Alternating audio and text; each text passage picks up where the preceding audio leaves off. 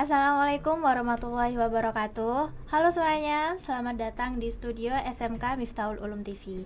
Nah, jadi hari ini kita akan ngobrol tentang sebuah profesi yang tidak hanya mengajar, tapi juga menanam pahala sampai di akhirat, yaitu menjadi guru tahfidz Al-Quran.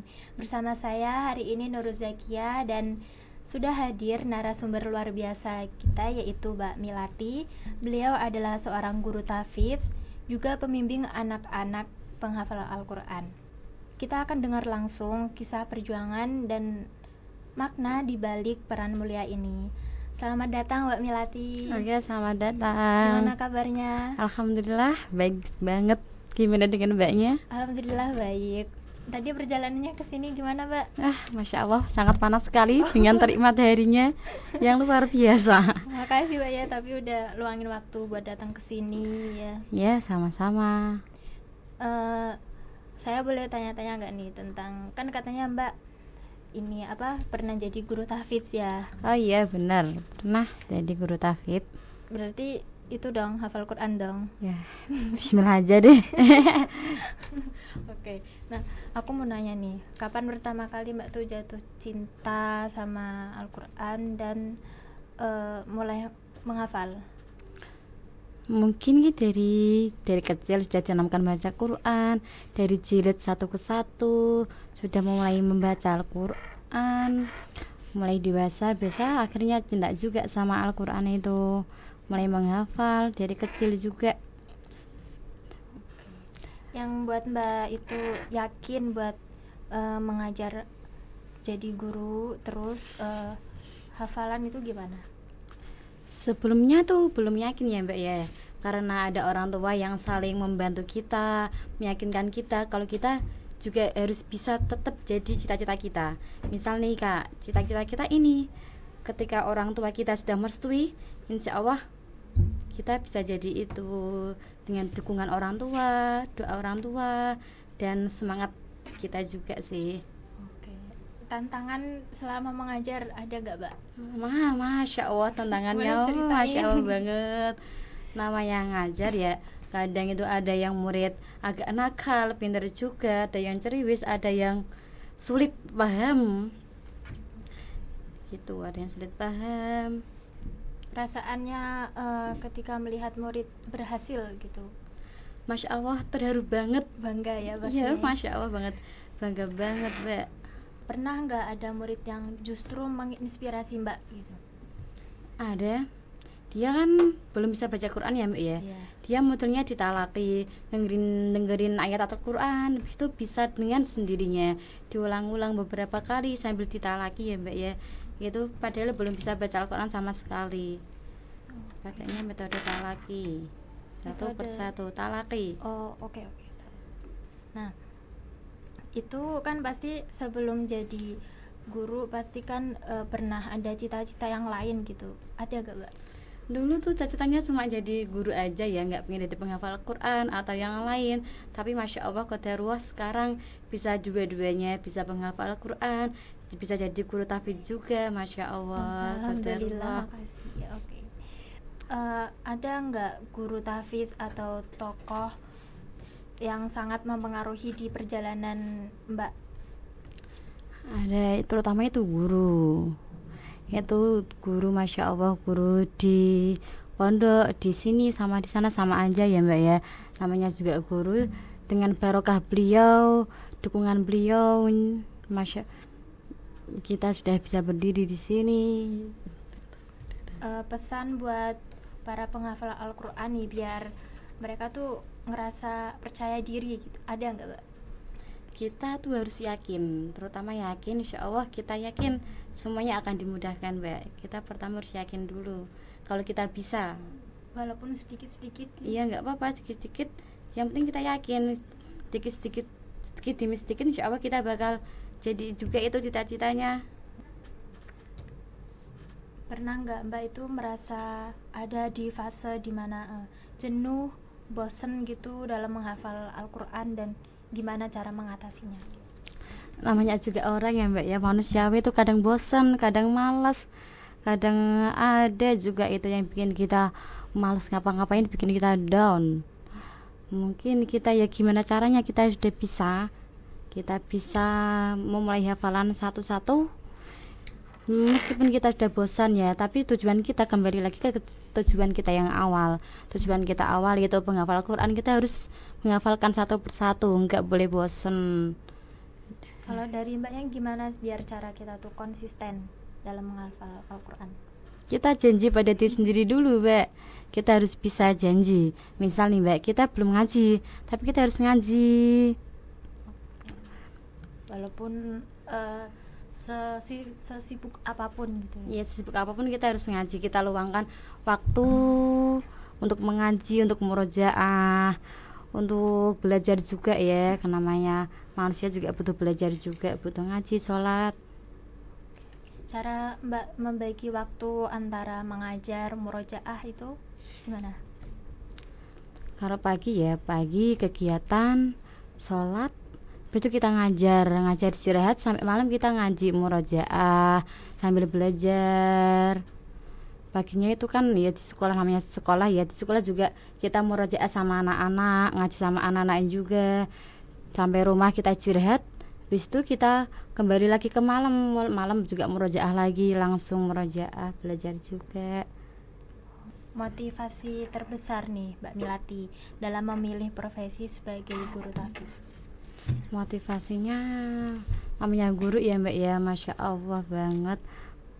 Tantangannya ada aja gitu. Iya, Masya Allah tantangannya ada aja yang bikin kita down, males ngapa-ngapain. Gimana caranya kita harus bisa ya jadi penghafal Al-Quran. Oke. Perbedaan yang Mbak rasain selama maaf antara menghafal Al-Quran dan saat menjadi santri dan saat mengajar sekarang, perbedaannya gimana ya Mbak ya, namanya juga santri ya, beda banget. Misal kita di rumah tuh kita mesti agak males ya dibanding di pondok agak semangat karena ada teman-teman banyak. Kalau di rumah tuh suntup sendirian gitu ya, nggak ada teman. Iya Mbak, mau ngapain di rumah? Mungkin ya cuma scroll ngaji sendirian, nggak ada temennya. Kalau di pondok kan ada temennya banyak, bisa diajak ngobrol. iya. Menurut Mbak Milati sendiri, apa arti kata tahfidz selain sekedar menghafal? Cinta. Kita cinta sama Al-Quran itu. Cara menyiasati godaan setan nih termasuk HP ya, gadget. Oke. Atau sosial media dalam menghafal, gimana Mbak? Saya juga butuh nih motivasinya. Karena kita sama-sama belajar ya Mbak ya. Kadang kita juga agak malas kalau bosan nyanda HP lagi gadget. Tapi kan di gadget kita juga ada manfaatnya juga, misal scroll, ada motivasi apalagi banyak kan juga ya Mbak ya. Teknologi juga maju. Iya. Semuanya juga butuh HP gadget juga. Oke. Apa ada pesan-pesan buat orang yang memulai ingin menghafal Al-Quran, ada nggak pesan-pesannya? Pesan-pesannya nomor 1, kita yakin dulu bahwa kita bisa. Habis itu ada apa lagi ya? Yakin. Ada apa lagi Mbak? Siapa tahu. Ya sama kayak Mbaknya, kita tuh yakin dari awal, harus yakin kita tuh bisa ya Mbak. Yeah. Pokoknya tuh jangan menyerah sebelum tujuan tersampai. Ada gak surat atau ayat yang paling menyentuh hati Mbak? Ada sih, itu Anisa ya Mbak ya, karena saya sendiri juga wanita. Itu di dalam surat Anisa tuh banyak keterangan tentang wanita. Itu itu di juz 4 ya? Iya, juz 4. Ini ngaji nih Mbak nih. Gak grogi nih gue. Aduh, lihat disuruh ngaji juga. Masya Allah, disuruh ngaji. A'udzu billahi minasyaitonir rajim. Bismillahirrahmanirrahim. Ya ayyuhan nasu taqu rabbakumul ladzi khalaqakum min nafsin wahidatin wa khalaqa minha zawjaha يوجها وبث منهما رجالا كثيرا ونساء واتقوا الله الذي تساءلون به والأرحام إن الله كان عليكم رقيبا Sadaqallahul Azim. Apa satu hal yang tidak banyak orang tahu tentang perjuangan menjadi seorang guru tahfidz yang Mbak rasain?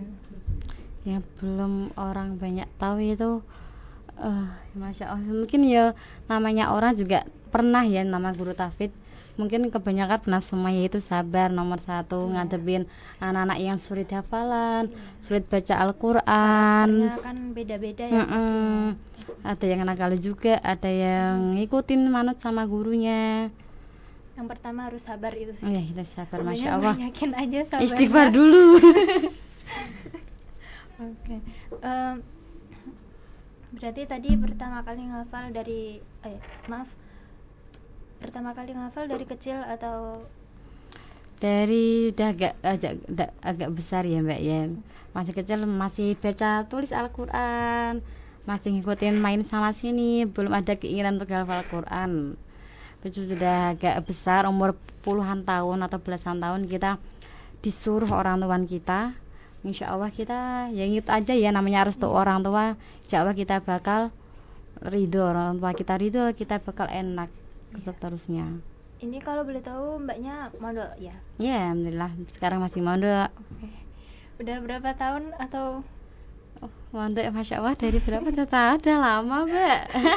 Aduh, udah sepuh ya berarti. Iya, udah bosen. Tapi kita nggak boleh bosen, namanya kita mencari ilmu. Orang yang paling berjasa dalam perjalanan Mbak, perjalanan ini itu terutama orang tua ya, orang tua kita yang menyupport kita, yang mendoakan kita, apalagi yang meyakinkan kita bahwa kita bisa. Itu terutama doa orang tua, Masya Allah banget ya Mbak ya. Yang paling berhubungan itu cuma orang tua, Masya Allah banget beliau. Sangat juga menjadi itu motivasi kita ya. Kalau pertama kali berhasil menyelesaikan hafalan dalam satu juz gitu, apa yang Mbak rasain? Nggak nyangka Mbak sudah bisa sampai sejauh ini, sudah bisa kayak gini, Masya Allah banget, nggak nyangka. Padahal banget kayaknya tuh kayak buat ngafalin aja tuh rasanya males Mbak. Iya Mbak, males, walaupun cuma satu ayat tapi tuh malesnya pol. Pernah nggak itu Mbak tuh mengalami kritikan atau keraguan dari orang lain?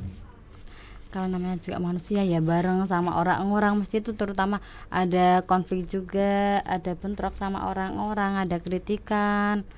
Masa anak tukang ini sih bisa jadi penghafal Quran, bisa jadi guru. Tapi ya namanya doa juga nggak tahu ya, namanya takdir Mbak. Iya, oke. Apa yang menginspirasi Mbak untuk menjadi seorang guru tahfidz? Terinspirasi dari orang tua ya, orang tua kita kan ya Masya Allah, orang tua kita nggak bisa, masa kita harus nggak bisa, kita harus lebih tinggi biar bisa bagain orang tua kita. Apa doa dan harapan terbesar Mbak sebagai seorang guru tahfidz buat murid-murid Mbak gitu? Doa harapan saya ya seperti biasa ya Mbak ya, mungkin murojaahnya itu jangan ditinggal sama sholat 5 waktu itu yang sulit murojaahnya Mbak. Masya Allah banget itu murojaah, apalagi kalau antara murojaah sama HP udah kalau bisa itu HP buat murojaah juga nggak apa-apa itu. Kalau HP nggak bisa, nanti bukanya nggak di Al-Quran, nggak TikTok ya Mbak ya. IG, Instagram, di WA terlalu.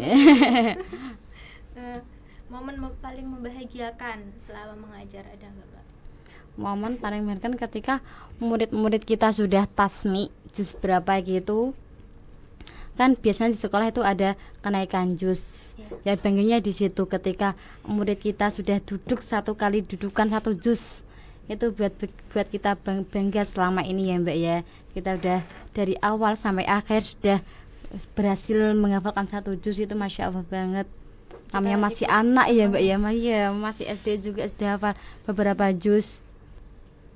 Mbak sendiri gimana mbak sekarang, di pondok atau di mana mbak?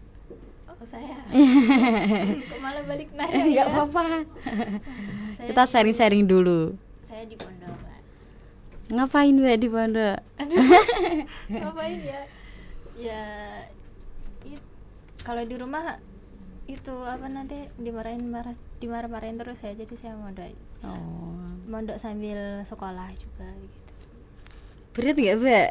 Aduh berat banget, apalagi ya walaupun boleh pakai HP ya di pondok, tapi tetap kalau malam tuh dikumpulin HP-nya. Oke, mbaknya sendiri sekarang gimana mbak? Apakah mbaknya juga jadi keluarga yang hafal Quran? Dari keluarga yang gimana mbak sekarang mbak? Keluarga menghafal Al-Quran ya? Iya. Atau kakaknya atau adiknya atau orang tuanya mbaknya?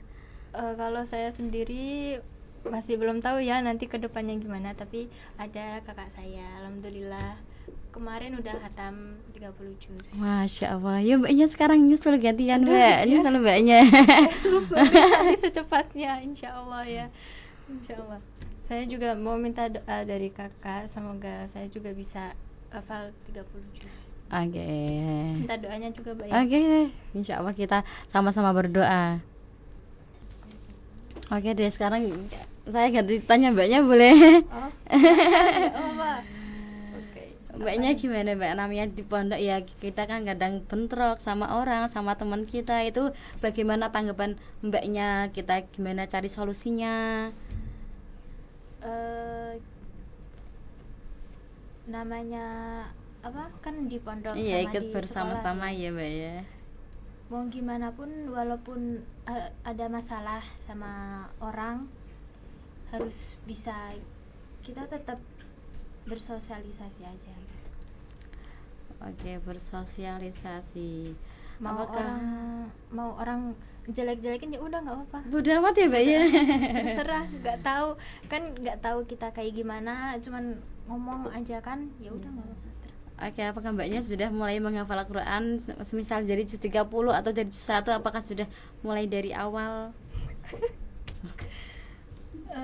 Untuk saat ini mungkin masih sedikit ya mbak ya, alhamdulillah saya udah mulai tapi masih sedikit, belum terlalu. Oke, nggak apa-apa. Whatever, kalau masih sedikit nggak apa-apa. Tapi antara saya juga masih bingung ya mbak, antara sekolah, mondok sama menghafal itu tuh bener-bener membagi waktunya. Buat jujur kalau menurut aku sendiri tuh susah, makanya menurut mbak tuh gimana cara kita membagi waktu buat biar kita tuh bisa murojaah gitu? Murojaah kalau bisa itu setiap subuh kita harus murojaah ya, namanya habis subuh. Kalau habis asar kan mungkin kita udah capek, boleh istirahat lah, bersih-bersih badan. Malamnya kita murojaah, ngaji sambil belajar, sambil kalau ada tugas-tugas dari sekolah kita selesaiin malam itu juga gitu mbak. Di sekolah kan kita sudah, kalau sekolah namanya sekolah capek ya mbak ya, males ngapa-ngapain sampai rumah itu kita udah mulai bosan, istirahat, scroll. Buat mandi aja tuh mager banget itu mbak, sumpah. Bener. Iya. Mandi itu udah. Gimana proses menghafal Al-Quran tuh dapat meningkatkan kecerdasan mbak? Mungkin aspek-aspeknya itu aja banyak ya mbak, ada kunci-kuncinya seperti kesabaran, kedisiplinan, dan pengendalian diri yang dibutuhkan dalam proses menghafal. Al-Quran juga mengandung ajaran tentang hati-hati, kejujuran, mendorong refleksi diri, serta menciptakan lingkungan sosial yang positif di pesantren, yang melatih penerapan nilai-nilai tersebut dalam kehidupan sehari-hari nih mbak nih. Masya Allah. Masya Allah mbak ya. Cara mbak nih menjaga Al-Quran, hafalan Al-Quran ya biar nggak lupa itu gimana mbak? Kalau bisa itu pakai metode yang 1 minggu khatam ya mbak ya. Itu 1 hari ada beberapa surat. Kalau bisa itu harus dilaksanakan di murojaah. Nanti insya Allah dalam 1 minggu itu kita sudah khatam. Ya itu mbak, pakai yang metode 1 kali khatam itu dalam seminggu insya Allah kita saling murojaah setiap hari. beberapa surat ya Mbak ya. Nanti kita insya Allah juga terbiasa. Iya. Gimana cara Mbak menghadapi semangat yang naik turun gitu? Itu Masya Allah banget Mbak, kadang kita juga down. Tapi mau gimana lagi ya Mbak ya. Kita sudah ada amanat dari orang tua. Kita harus saling menjaga ya Mbak, kita saling mendoakan, kita harus merojaah juga. Kita harus kuat menghadapi semua kondisi Dan yakin kita. kalau Iya, suatu hari nanti kita tuh bakalan bisa gitu. ya insya Allah kita bisa, yakin. Kalau untuk menghafal Al-Quran itu apakah harus dari kecil atau udah dewasa? Ketika kita sudah siap batin kita, rohani kita, pikiran kita juga ya Mbak ya, kita terutama harus siap dulu. Kita harus yakin kalau kita bisa. Nggak harus dari kecil maupun udah dewasa, nggak ada salahnya kita sudah belajar, kita sudah dewasa belajar Al-Quran itu nggak salah Mbak. Nggak ada yang kata telat untuk kita mencari ilmu, kita mengaji, kita menghafal Al-Quran, nggak ada yang telat. Walaupun kita udah jadi orang tua, Ya nggak apa-apa. nggak apa-apa. Ya emang bener sih, nggak ada kata terlambat. Iya, nggak ada kata terlambat untuk mencari ilmu. Tadi kan saya nanya yang pertama kali hafal 1 juz. Nah kalau pertama kali menghafal dalam 30 juz Mbak, perasaannya gimana? Tambah Masya Allah banget, itu tambah terharu. Satu juz aja kita sudah bangga dengan diri kita sendiri, apalagi kita sudah satu Al-Quran 30 juz. Masya Allah terharunya.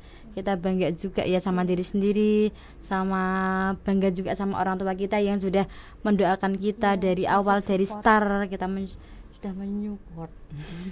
Oke, agak ini irat-irat Jawa ini, dari Jawa nggak bisa pakai kata gitu. Kalau dari Mbaknya sendiri ada nggak keluarga yang hafal gitu selain Mbak? Belum ada Mbak, saya baru pertama buka Masya ya. Allah banget. Alhamdulillah Masya Allah ya Mbak ya. Aduh, ini bisa jadi pelajaran juga buat saya. Ya bagi kita, bukan bagi Mbaknya juga, bagi kita semua. Menurut Mbak, arti Al-Quran itu apa Mbak, menurut Mbak pribadi?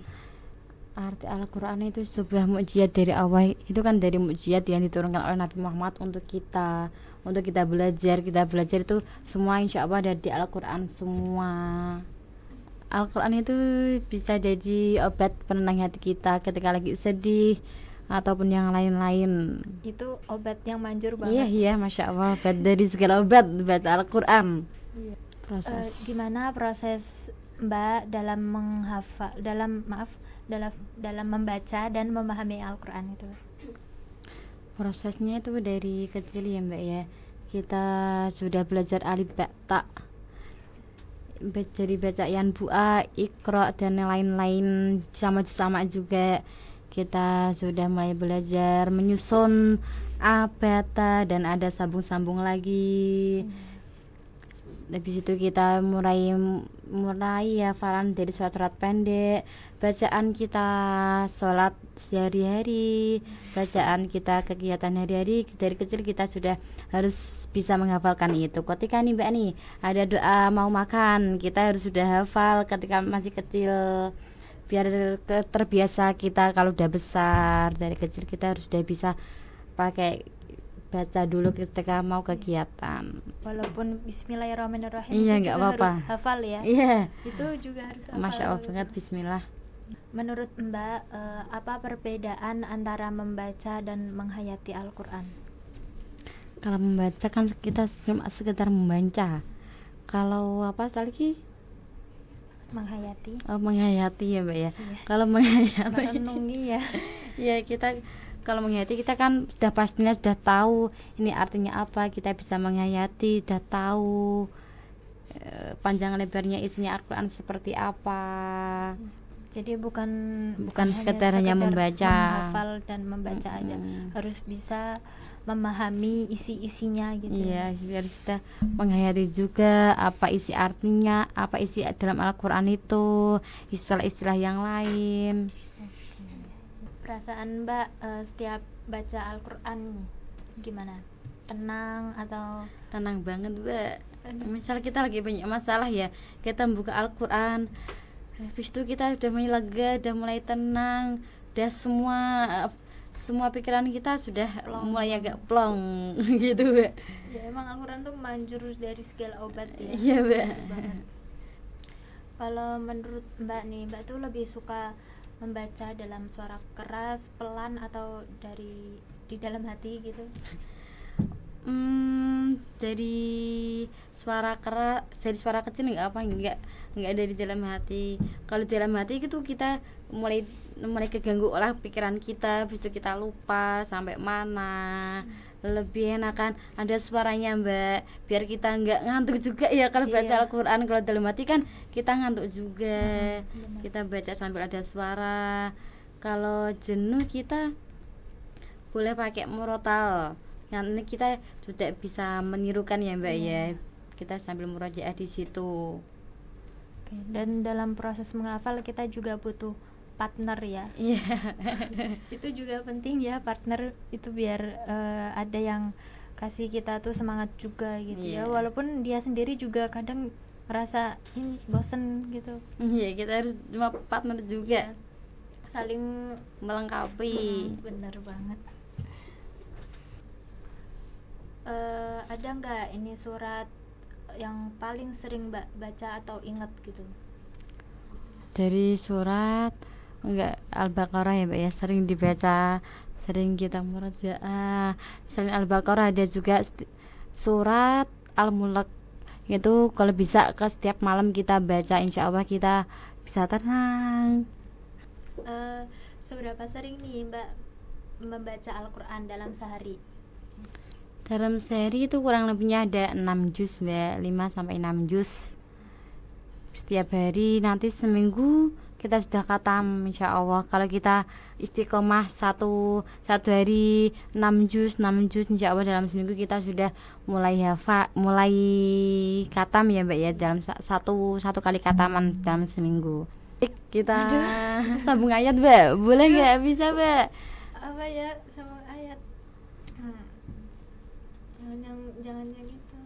Ya, Jangan ya dari sholat Ad-Duha boleh nih, Mbak. Oh. Aduh, tapi suara aku nggak enak, Mbak. Enggak apa-apa, kita sama-sama. Mbaknya dulu nggak apa-apa. A'udzu billahi minasyaitonir rajim. Bismillahirrahmanirrahim. Wadduha walaili idza saja. Saya nih. Ya, lanjut, Mbak. Bismillahirrahmanirrahim. Ma wadda'aka rabbuka wa ma qala. Walal akhiratu khairu laka minal ula. Qala sawfa yu'tika rabbuka fatarda. Alam yajidka yatiman fa'awa. Wa wajadaka dhalan fahada. Wa wajadaka a'ilan faghna. فأما اليتيم فلا تقهر وأما السائل فلا تنهر وأما بنعمة ربك فحدث. Masya Allah, Sadaqallah. Allahumma arhamna bil Quran. Mbaknya Masya sudah Allah. bisa juga ya, Mbak. Masya Allah. Seperti ini. Ayo, mau lagi nggak, Mbak? Sambung ayat lagi boleh? Oke, gak apa-apa. Tapi tajwid saya masih kurang-kurang nih. Kita sama-sama belajar, nggak apa-apa. Boleh. A'udzu billahi minasyaitonir rajim. Bismillahirrahmanirrahim. Wattini wazzaituni wa turi sinin wa hadzal baladil amin. Ya, Mbaknya. لقد خلقنا الإنسان لفي أحسن تقويم ثم رددناه أسفل سافلين إلا الذين آمنوا وعملوا الصالحات فلهم أجر Ghairu mamnun. فما يكذبك بعد بالدين أليس الله بأحكم الحاكمين Bala wa ana ala dzalika minasyahidin. Masya Allah. Allahumma arhamna bil Quran, Mbak. Oke, apakah Mbaknya juga punya keinginan jadi penghafal Quran juga kayak Mbaknya? Katanya kan Mbaknya juga penghafal Quran. Apakah Mbaknya juga pingin seperti kakaknya yang penghafal Quran itu, Mbak? Masya Allah, pengen banget. Pengen banget. Dan dalam apa, di keluarga itu baru kakak saya yang pertama itu menghafal. Dan itu pas kemarin ya, pas waktu datang ke Kataman itu bener-bener kayak pas waktu Mbak itu masuk, maaf, naik ke panggung, itu bener-bener rasa kayak Terharu banget, Mbak. iya, terharu. Terus juga mikir, ya Allah pasti bapak ibu aja nangis ya kan, Oh iya. ngerasain Mbak itu berarti bangga, apalagi aku, pasti aku kayak kapan ya kayak gitu, aku juga pengen, tapi ya harus ada usaha juga gitu. Ya siapa yang nggak bangga sama kakak sendiri Iya. ya kan, ya walaupun dia tuh marah-marah ya kan, kalau di rumah emang suka Berantem marah-marah. juga, Mbak. Berantem, tapi kalau pas lagi jauh gitu kadang juga ngerasa kangen. Aku kalau apa-apa tuh cerita kadang sama Mbak, tapi kadang kadang tuh ya ada berantemnya juga gitu. Apakah Mbaknya gak pernah janggal sama kakaknya sendiri ketika lagi hafal Al-Quran? Gimana gitu? Janggal gimana tuh kan? Kita kan misalnya lagi bad mood ya, itu kakak kita lagi ngaji. Apa yang Mbak rasakan kita dengar suaranya Mbak yang ngaji, sedangkan kita masih belajar, kita masih banyak masalah. Gimana, Mbak? Ya nggak ada rasa apa-apa sih, cuman dulu dulu pas waktu masih kecil, pas denger Mbak tuh sholawatan atau ngaji gitu, aku kadang minta Mbak, aku kan mau tidur nih, aku minta tolong sama Mbak, Mbak sholawatan dong, atau enggak baca-baca apa gitu. Aku malah senang gitu kalau denger gitu ya, walaupun eh, Iya, apakah kepikiran berisik banget sih, enggak, Mbak? Gitu. enggak. Kalau saya bilang gitu nanti saya dimarahin balik. Dimarahin sama bapak sama mbak saya sendiri gitu. Nanti dikiranya saya kesurupan. Kalau dengar suara kayak gitu dikiranya saya kesurupan. Nah, nanti gini, ya ini anak kenapa nih? Kok nggak suka dengar suara orang ngaji gitu. Nanti saya dirukiyahin gitu. Oke, Mbak, makasih ya Mbak ya udah ngeluangin waktu buat datang ke sini jauh-jauh ya Mbak ya. Nggak Makasih, apa-apa. tadi katanya panas-panasan. Makasih Mbak ya, aku makasih banget. Ya, sama-sama. Kita di sini juga saling belajar, saling berbagi pengalaman juga ya Mbak ya. Masya Allah. Semoga aku atau enggak Mbak nanti hafalnya tuh senantiasa juga dijaga sama Allah. Nah, buat teman-teman, semoga kisah atau pengalaman hari ini bisa jadi pengingat bahwa guru tahfidz itu bukan hanya tentang mengajarkan ayat, tapi juga membangun generasi muda yang ingin menghafal Al-Quran juga. Nah, oke teman-teman semua, terima kasih udah nonton. Aku sama Mbak Milati pamit dulu. Dadah, assalamualaikum. Waalaikumsalam.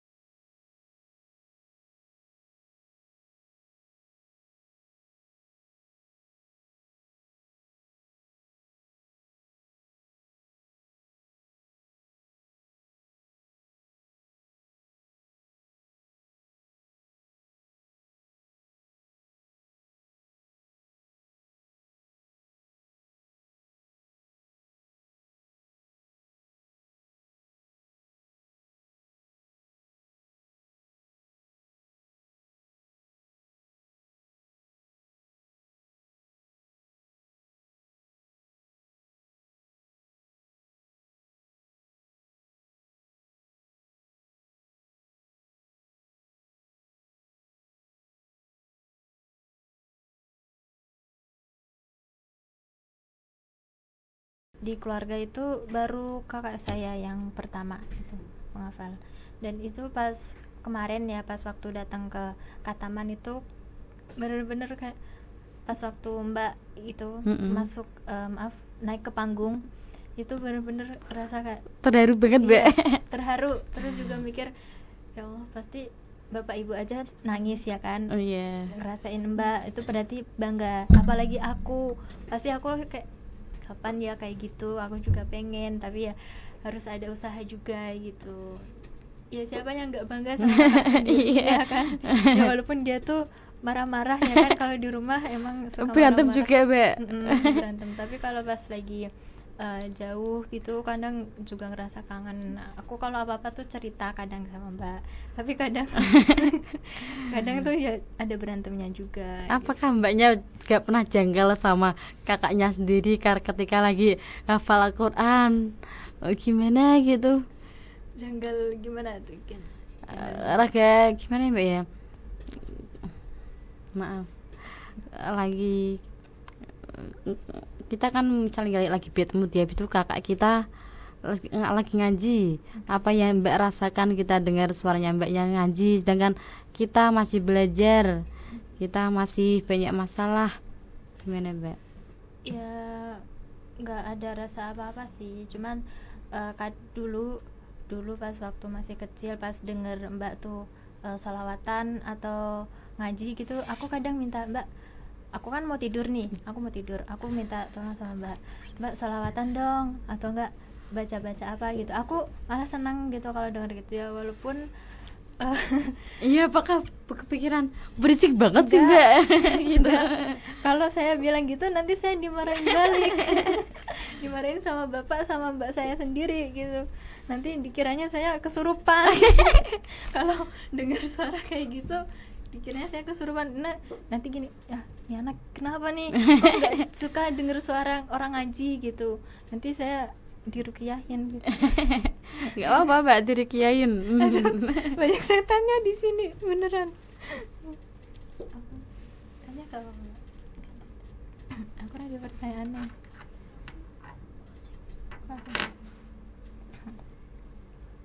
Oke Mbak, makasih ya Mbak ya udah ngeluangin waktu buat datang ke sini jauh-jauh ya Mbak ya. Makasih, tadi katanya panas-panasan. Makasih Mbak ya, aku makasih banget. Ya sama-sama. Kita di sini juga saling belajar, saling berbagi pengalaman juga ya Mbak ya. Masya Allah. Semoga aku atau enggak Mbak nanti hafalnya tuh senantiasa juga dijaga sama Allah. Nah buat teman-teman, semoga kisah atau pengalaman hari ini bisa jadi pengingat bahwa guru tahfidz itu bukan hanya tentang mengajarkan ayat, tapi juga membangun generasi muda yang ingin menghafal Al-Quran juga. Nah, oke teman-teman semua, terima kasih udah nonton. Aku sama Mbak Milati pamit dulu. Dadah, assalamualaikum. Waalaikumsalam. Alhamdulillah. Aku seneng gak aku ngobrol dengan Umar iki. Wawancara Umar iki. Umar.